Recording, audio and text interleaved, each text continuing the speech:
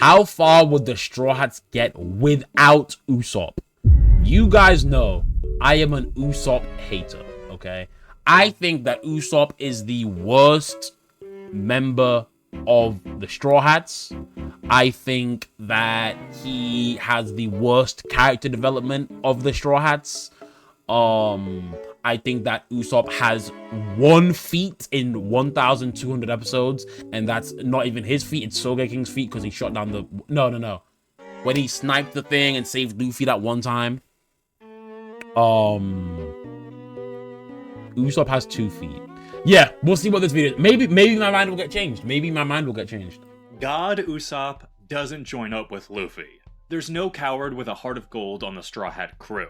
Everything up to Luffy arriving at Syrup Village is the same. They defeat Captain Kuro, but Usopp stays behind with Kaya. Luffy, Nami, and Zoro sail away with the Going Merry as a gift. How does the story play out from there? Luffy's the king of the pirates in the next arc. Well, there is one surprising change that occurs immediately. Without Usopp, the crew never meets Sanji. Remember, it's coincidence, bro. Whatever. It's because of Usopp and Luffy practicing with the Merry's cannons that they run into Zoro's bounty hunter friends, who tell the Straw Hats about Baratier. Without this chance encounter, they have no reason to head to the restaurant. Also, their Jolly Roger would look like this. I mean, look. Hear me out. That's a coincidence. That's not a feat of Usopp. I'm not disputing that, but that doesn't make Usopp any better. Him being there got lucky. Fair enough. It is a fact, I guess. Now, you could say that without Usopp to goof around with, Nami and Zoro would have been able to pin Luffy down about his plan to assemble a crew. A cook would be one of the first things that comes up. However, neither Zoro, Nami, or Luffy seem to have any prior knowledge about Baratier. So, this is where our first generous pivot comes in. What does that mean? I'm glad you asked. To keep this thought experiment fun and not veer off into irresponsible fanfiction... Yeah, let's just assume they met Sanji a different way. Mountain Goat, thank you for the 9 months here too. I appreciate you, Mountain Goat. 71 just subscribe. There is one rule I will try to stick by in this video. I'm going with a very generous reinterpretation of events. I want to try my best to realistically lay out how the narrative would unfold without Usopp. How long can the story Oda set in motion realistically continue? I mean, this is like, what's that one girl, Vivi from Alabasta? They asked her to join the crew and she joined honorarily, but she never got on the ship. You could say that, you know, because she didn't get on the ship, then they wouldn't have met this person, Usopp joining isn't responsible for these things. Structure without one of the original Straw Hats. Since there are so many variables in this massive story, there will be pivotal points where things can Church go was good. more Love than to hear one it, way, bro. And I'll continue on with the most reasonable direction that stays as close to the original story as possible. I like that. Essentially, these are where more what-if scenarios could spin out of this what-if. For example, the first generous pivot is that the crew somehow hears about Baratier in their search for a cook. Yes. I don't think that's implausible. The other option is a version of events without Usopp and Sanji that takes the Straw Hats God knows where, which is too disconnected from the original story and doesn't really jive with this exercise. So at this point, the adventure continues similarly enough. Okay, I like it. Mihawk, Nami stealing the Merry, Sanji joining the crew. The big difference moving on without Usopp is that an injured Zoro couldn't chase after Nami alone, and there isn't even a hint about Arlong since the bounty boys wouldn't have been around. You see how tricky this is already? With this tiny dinghy and no navigator, it would be logical for the crew to head to shore. It's not I'm not gonna lie, I watched this like years ago. What? Wait, what happened here? What? Without Usopp is that an injured Zoro couldn't chase after. So Zoro got injured after fighting Mihawk. I remember that. Nami alone, and there isn't. So wait, did Usopp go? I almost called him Usopp. Did Usopp go after Nami when she went back for Arlong? Was it Usopp that did that? Even a hint about Arlong since the bounty boys wouldn't have been around. You see how tricky this is already? With this tiny dinghy and no navigator, it would be logical for the crew to head to shore. Oh, you did it? Good job, Mountain Goat. That's fair. Yeah, I'll give Usopp that. I'll give Usopp that. Okay, so he went to go look for Nami. All right. Detailed map of every town in One Piece, But since Arlong Park isn't too far from Baratier, it's reasonable to assume the crew eventually gets there. But first, it's likely they touch down somewhere closer. Maybe take a day for Zoro to recover from his wounds before pressing onward. Hell, maybe Zoro and Sanji chilling together on this initial journey and not immediately fighting over whether or not to kill Nami would have lowered the temperature on their tumultuous relationship. It's at this pit stop that they hear rumors about a nearby town ruled over by a ruthless fish person. Francis, thank you for the follow. Which of course will capture Luffy's attention. A crew consisting just of the monster trio feels like it inevitably has to come into contact with the most powerful pirate around, especially given how close by he is. When they arrive, the specifics would be altered, but the end result and major moments of Arlong Park would remain the same. Yeah. Also, the fight would go... Yo, it proves my point exactly. The specifics would be altered, but the main point, the main arc would stay the same. Do you know why? Because Usopp didn't do shit in Arlong Park. Try this hypothetical without Zoro there. The shit doesn't end up the same. Try the same hypothetical without Sanji there. The shit doesn't end up the same. But with Usopp not there, we're fine, bro. The story progresses as normal. And that's a fact. And that is a fact. That, I'm so glad he said that, because it's true, bro. It's true. The story progresses the same way with Usopp not there. Even easier than the original with a more healed Zoro. Just to keep things tidy, it's reasonable to say all of this could have happened with— I'ma be going to my BF. Have a great rest of the stream. Yo, the Raccoon Man, appreciate you, bro. Have fun at your boyfriends, bro. Have fun at your boyfriends, bro. Within the same time period as the original story. Luffy worked as chore boy for 2 days in the manga continuity, plus there's a good deal of immeasurable travel time. Do whatever math you need to. Trust me, things are just gonna be easier if we keep the timing the same, since 90% of major events in this story rely on being in the right place at the right time. You could say that's an ongoing, generous pivot for this exercise, but let's just acknowledge that there is an alternate version of events called the wrong place, wrong timeline, where nothing fun or interesting happens, ever. With things back on track, the crew decides to head to the Grand Line. They make their pit stop at Loguetown with no deviation. Damn, chat, so Usopp really don't influence Arlong Park at all. Dressrosa will be interesting. Then ride up Reverse Mountain. Alabasta. It's hard to imagine any aspect of Whiskey Peak changing, since Usopp is drunk and asleep most of the time. So we proceed to Little Garden, story goes on. A major arc for Usopp's character that would have likely played out a lot smoother without him around. Yeah, say that one more time for me, bro. Say that one more time for me, bro. Say that one more time for me, bro. Character that would have likely played out a lot smoother without him around. When the crew arrives, Luffy, Vivi, and Karu head off together, Zoro and Sanji leave to hunt, and Nami and Usopp stay with the ship. Without Usopp around, Sanji is staying behind with Nami. One more point to Zoro and Sanji's rivalry being much lesser in the Usopp-free timeline. Sanji and Nami would still Prize was a boring show. Nah, bro, fuck Usopp. Oh, was it Droggy or Groggy? He's one of the two. Speak with Brogy, but the big change comes when Usopp abandons Nami on the way back to the ship. There's zero chance Sanji ever leaves Nami behind, and just like Usopp, he isn't on Baroque Works' radar yet. He'd actually be able to protect Nami from being captured, which means the only two people on the wax cake would be Zoro and Vivi, leaving Sanji, Nami, Karu, and Luffy to save them. Ultimately, the one key factor that's up in the air is the eternal pose to Alabasta. Since Sanji doesn't go off on his own to Mr. Three's hut, he won't encounter the Unluckies. However, the Unluckies would presumably go looking for Mr. Three. If the Straw Hats or Giants take out the Unluckies, then bingo, they get the eternal pose to Alabasta and can boogie off the island. If they... There we go. There we go. Chat, I really want to... Yeah, this is my one problem with One Piece as well, is the fact that these arcs go on for so long, and the show is so long, that it's hard to remember, bro. I did watch this. And when I watch anime, I'm not... anime on, scrolling on my phone. I'm like locked in and paying attention. But still, it's just long. Bro, I watched this years ago. We branch off into a drastically different timeline, where either the Straw Hats are forced to stay on Little Garden for a year, they sail off without any direction, which could mean death, or Crocodile sends forces to take them out, which actually enables their escape. For the sake of this exercise, let's say the Unluckies get taken down and the Straw Hats are still able to leave using the Eternal Pose. For Drum Island, Usopp is so superfluous Drum Island, that's Chopper's arc. his name doesn't even appear once in the fandom page for this arc. Say again? Usopp is so superfluous that his name doesn't even appear once in the fandom page for this arc. Usopp is so superfluous that What does superfluous mean? That means it's irrelevant, right? That means he didn't have any impact, right? His name doesn't even appear in the fucking fandom page for the arc because he's so useless. Okay. Yo, this video high key proves my point. This video, I mean, we're not even halfway through, but this video so far is proving my point. Usopp has one individual feat in Dressrosa. He hits a nice shot. He hits a nice shot. Fair enough.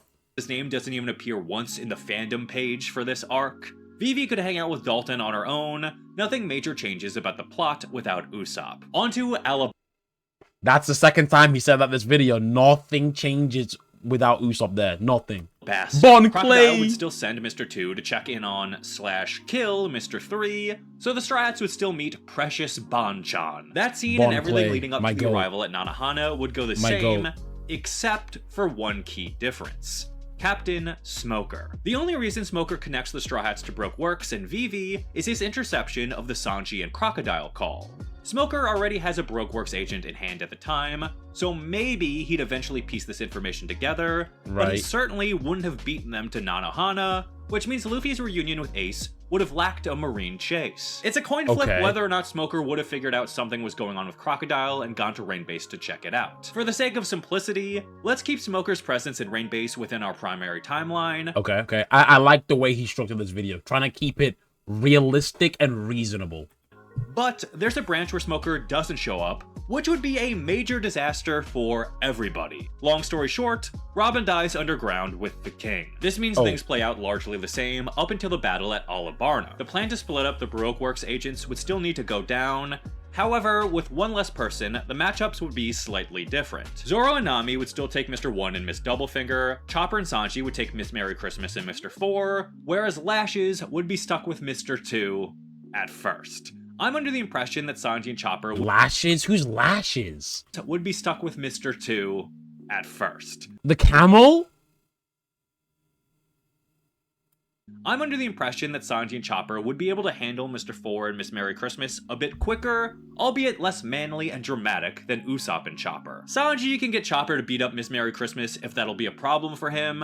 Should just involve redirecting some explosives her way. Meanwhile, Mr. 2 would try to trick Vivi disguised as someone else this time, but he'd still lack the X under his bandage, and Vivi would be rescued by a slightly tuckered out Sanji and Chopper, putting in extra work and bringing down 3 agents between them. Okay, Despite so Usopp's what happens to direct Robin? involvement in those situations, things would have worked out. Chet, bro, his usefulness is actually just being an extra pile of meat. That's literally what the extent of his usefulness. If Usopp isn't there, they're one person down. So then this doesn't have like replace Usopp with anybody else, and Robin would live. Robin would live. He just happened to be like he just happened to be there, bro. Like Relatively the same. However, yeah, I do, bro. I remember watching that. Like, yo, what? Luffy right hooked the fuck out of Vivi. Nami is where things break down. Without Usopp designing the climate act, she'd be forced to use a more standard weapon, likely a pistol and/or sword. Despite this, she wouldn't sit back and do nothing while the others fought. Hell, maybe Nami would put up a better fight from the jump, since at least she knows how average weapons work. However, it's Nami's inexperience, vulnerability, and novelty gag weapon that kept Miss Doublefinger at ease, and ultimately opened up a window of opportunity for Nami's unexpected finisher. with a pistol. All right. Jay from the J, thanks for the follow. Okay, Usopp making Nami's weapon is kind of important. I'm not gonna dig right Usopp on that. Usopp making Nami's weapon was kind of important and did help Nami. I'll give you that, Usopp. I'll give you that. I will give you that. Pistol or sword or massive axe, Nami loses her fight. She gets riddled with spikes and suffers serious injuries. Should she die? Probably, but this is One Piece, and even in an alternate timeline, it's hard to imagine anyone dying from any injury. Yeah. Even in an ultimate timeline, bro, she would not die here. ever. Luckily, the Straw Hats happen to have a magic reindeer doctor, so Nami would eventually be fine, but that takes both Nami and Chopper off the board for the rest of the battle. Vivi's confrontation with Crocodile and subsequent rescue by Luffy all go unchanged. Instead of reuniting as the whole crew, it's just Sanji and Zoro who meet up with them. Luffy still goes to handle Crocodile on his own, leaving the remaining three This to find the was bomb. a crazy plot hole, by the way. Pouring water on yourself should not be enough to defeat a Logia type, bro. Luffy should... Yo, the plot armor in Alabasta was Luffy Logia fraud for this. That was a fraudulent win. Luffy should have died fighting Crocodile. But he's made of sand. That's like saying fighting a Smoker on a windy day, he'd lose. If you fight Smoker on a windy day, it's over. Like, there's nothing you can do. That was a plot hole. However, with Miss Doublefinger still on the loose, she would ultimately confront them, only to learn about the bomb herself. Now knowing her superior had no problem letting her or her comrades die, she'd agree to help for her own purposes. Ultimately, with her assistance, Sanji and Zoro would be able to launch Vivi up the clock tower to stop the bomb in time. When they think all hope is lost, just before Pell arrives, Miss Luffy's robot intellect have the thing. Yes, that is true, but his body's made of sand, so Luffy's hand covered in water. As he goes for the punch, he can still open up his sand. The water would not prevent him from doing that. He can still, if he has Haki, he can still do that. Luffy being wet doesn't, you know what I'm saying? Doublefinger would book it right out of the story. Then, really, the rest of Alabasta plays out just as it did. Nami suffered far more, but that would strengthen her resolve for future conflicts. Robin still joins the crew, and there's no reason any events on Jaya or the Sky Island play out much differently. I thought he said Robin fucking dies. What? I thought... wait, did we misunderstand? Fries, don't forget what Usopp done in Dressrosa to Sugar to save Law and Luffy. I'm interested on how he's gonna... Oh, he doesn't tackle it. It stops at Water 7. Oh, shit. Maybe there'll be a part 2. And gone to Rain Base to check it out. For the sake of simplicity, let's keep Smoker's Robin dies underground within our primary timeline, but there's a branch where Smoker doesn't show up, which would be a major disaster for everybody. Long story short, Robin dies underground. No. Okay. So, Usopp not being there means there's a chance that Smoker doesn't show up. There's a chance he doesn't show up. And if Smoker doesn't show up, Robin dies. But in this hypothetical, Smoker does show up, regardless of if Usopp is there or not. So, long story short, Nami gets hurt, nothing changes. More, but that would strengthen her resolve for future conflicts. Robin still joins the crew, and there's no reason any events on Jaya or the Sky Island play out much differently if Usopp isn't around. Say that one more time for me, bro. Any events on Jaya or the Sky Island play out much differently if Usopp isn't around. The ordeal of Balls would have been about the same, and after that, he's unconscious pretty much until the end. Alongside Sanji too, so it's not like that unconscious crew. No, but you know what? Sanji had aura though. When he got struck by lightning and he had the cigarette, it was like, I needed a light. Usopp's most useful feat in this arc is providing the grapple hook to travel up the arc maximum and save Nami. However, Nami's able to dodge Eneru's attacks fairly easily when Usopp is there. Really, all he does is buy her time to get to the waiver, but then she gets held up trying to rescue him, so it's a wash. Based on my reading of the scene, it's reasonable to assume Getting in the way. Nami could have my One Piece hot take is if Enel knew Haki would be top 15 strongest in the verse. I agree. That's actually a good take. I think he'd be... Yeah, I think he'd be up there. Because his moveset is similar to Kirazu, the Admiral, the light fruit. So it's a wash. If Based he knew on my Haki, reading of the scene, he could yeah. It's reasonable to assume Nami could have escaped that situation on her own, even without her climate act, especially if she had this newfound resilience following Alabasta. The one thing that does change without Usopp is that Sanji never gets this badass scene, nor does he sabotage the arc maxim. However, that ultimately doesn't affect anything anyway. Eneru just views it as a minor annoyance, saying that all the jet dials he has makes the problem irrelevant. So, nothing major about the Sky Island saga changes without Usopp. Which of course brings us to Long Ring Long Land. Again, I hate to keep saying this, but Usopp's presence doesn't matter to this arc either. You haven't seen Swap him out with Kizaru yet? Yes, you have. Josh, Kizaru's the light admiral. With I just Wait, are you joking? Are you joking? I literally The fight? What fight? The Kizaru, he was in. Oh my god! I need to show you guys, bro. There was a YouTube comment. So I posted a YouTube short about One Piece, talking about like people that skipped Skypiea, and somebody in the comments was like, "I watched Skypiea, but I skipped Marineford." What? Yeah, he goes, I skipped Marineford and watched the whole Skypiea. It's my top 3 favorite arc. What do you mean you skipped Marineford, bro? What? What?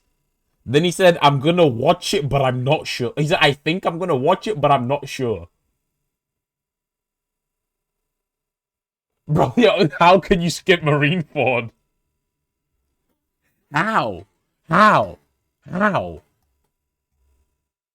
How, bro? Of course, brings us to Long Ring Long Land. That all the jet dials he has makes the problem irrelevant. So, nothing major about the Sky Island saga changes without Usopp. Which of course brings us to Long Ring Long Land. Again, I hate to keep saying this, Nothing but Usopp's changes. presence doesn't matter to this arc either.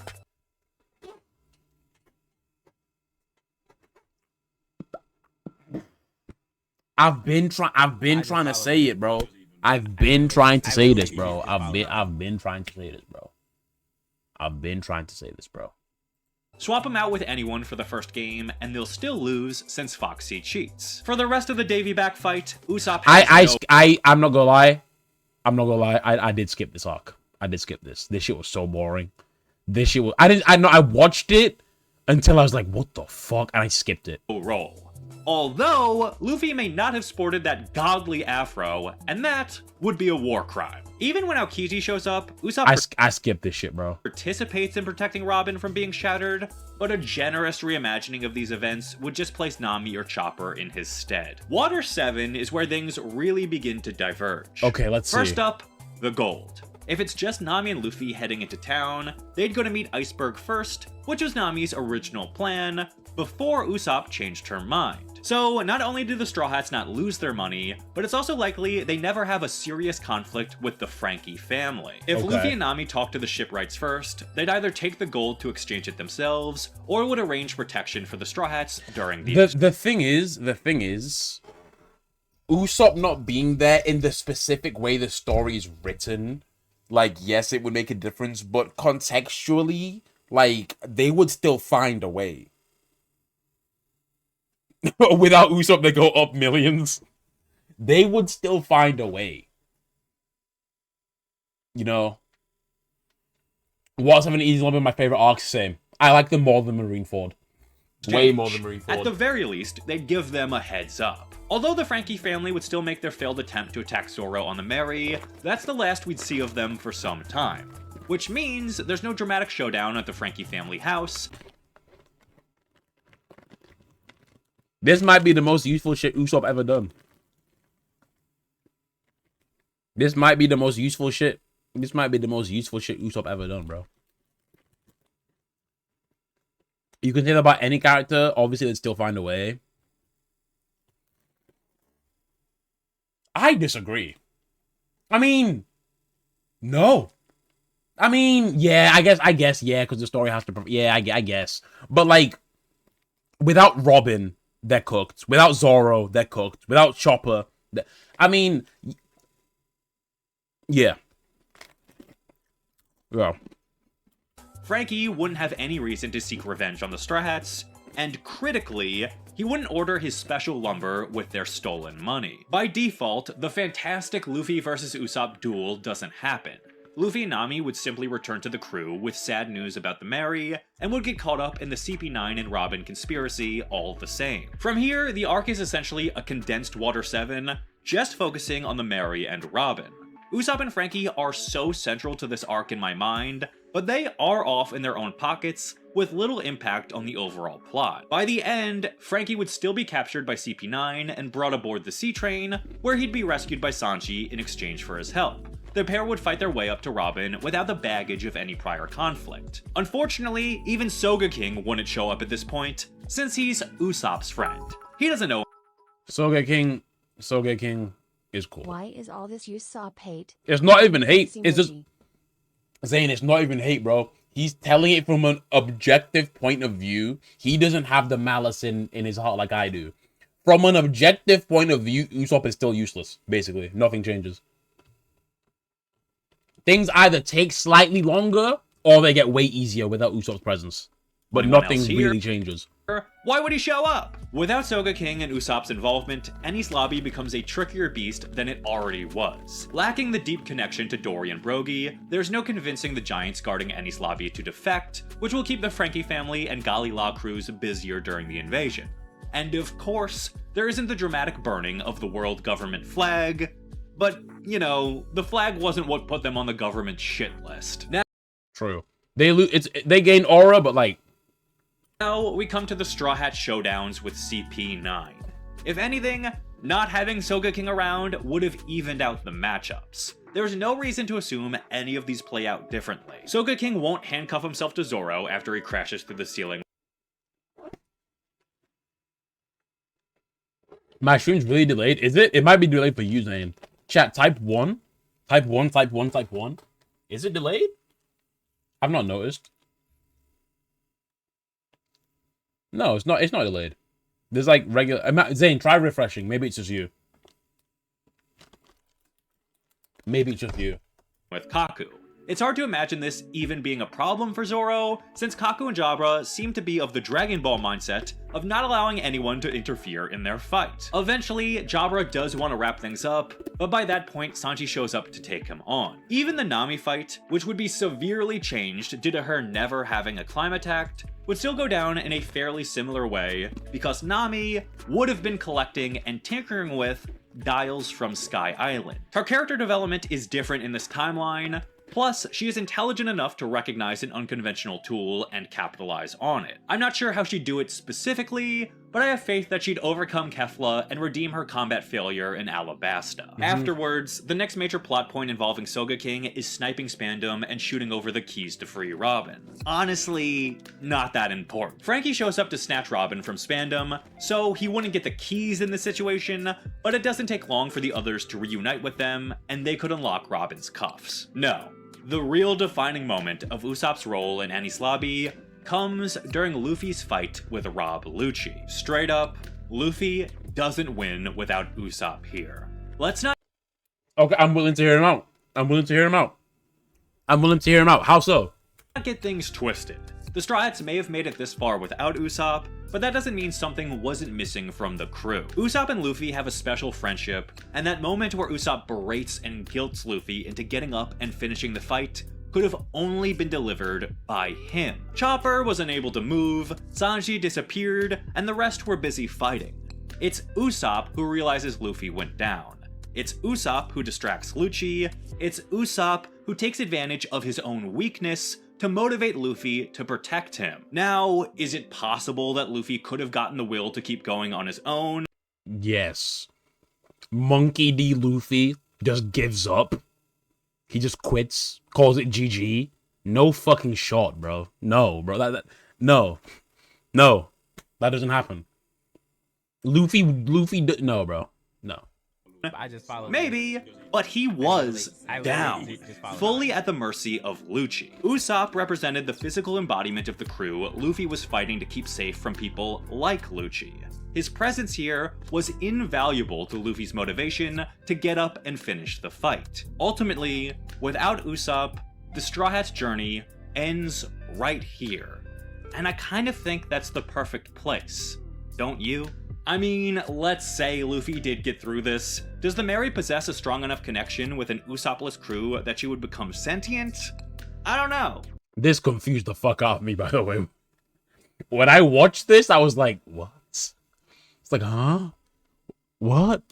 maybe. Then when the crew gets to Thriller Bark, forget about it. They'll be toasted by Perona's powers without Usopp around anyway. Plus, the Straw Hats wouldn't get the Thousand Sunny without Frankie's purchase of that special wood, and it's far more dubious Frankie even joins the crew without his relationship to Usopp. So even if this isn't the exact moment you think the crew would get toasted, it's definitely around this time that things become completely different. Let me know what you think. Was I too generous with my interpretation of events? Do you think the crew would last longer without Usopp? Did I completely miss a major detail early on and flub this entire video? Thanks for watching, and until the next time, I'll shut up.